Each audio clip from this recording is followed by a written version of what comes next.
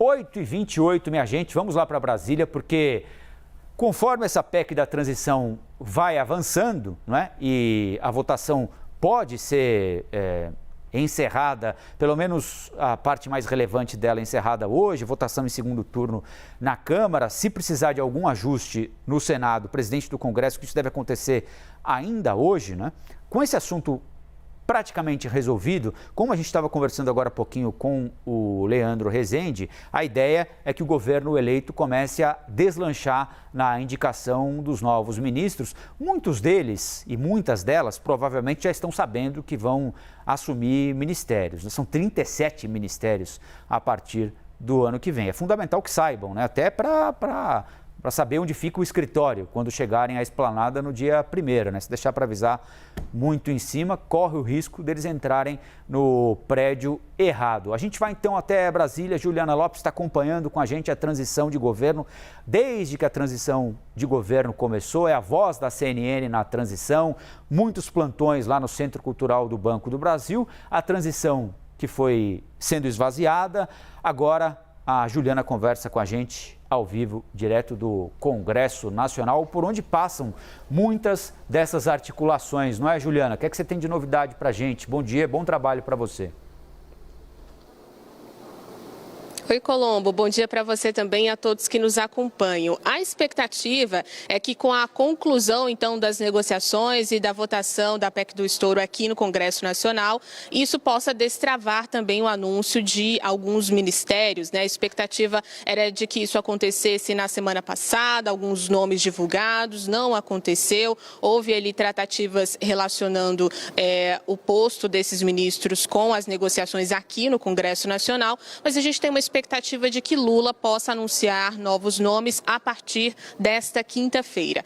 Ontem houve uma reunião no Centro Cultural Banco do Brasil, daquele conselho político da equipe de transição. Ali foram passadas algumas informações aos representantes dos partidos sobre os trabalhos da transição e também sobre os ministérios, né? Foi confirmado, então, 37 ministérios na gestão petista a partir do ano que vem e alguns, a gente sabe, desmembrados, né, que foram acoplados na gestão de Jair Bolsonaro, outros novos, como o Ministério dos Povos Originários. E agora fica faltando, claro, o anúncio para todos esses nomes. Alguns a gente já sabe, outros ainda não. Eu adianto uma conversa do início da semana aqui, que também confirmou o Ministério da Educação, né? Camilo Santana, ex-governador do Ceará, teve uma conversa com Lula, pelo que eu apurei, na última segunda-feira, e confirmou, então, que vai fazer parte do alto escalão do novo governo.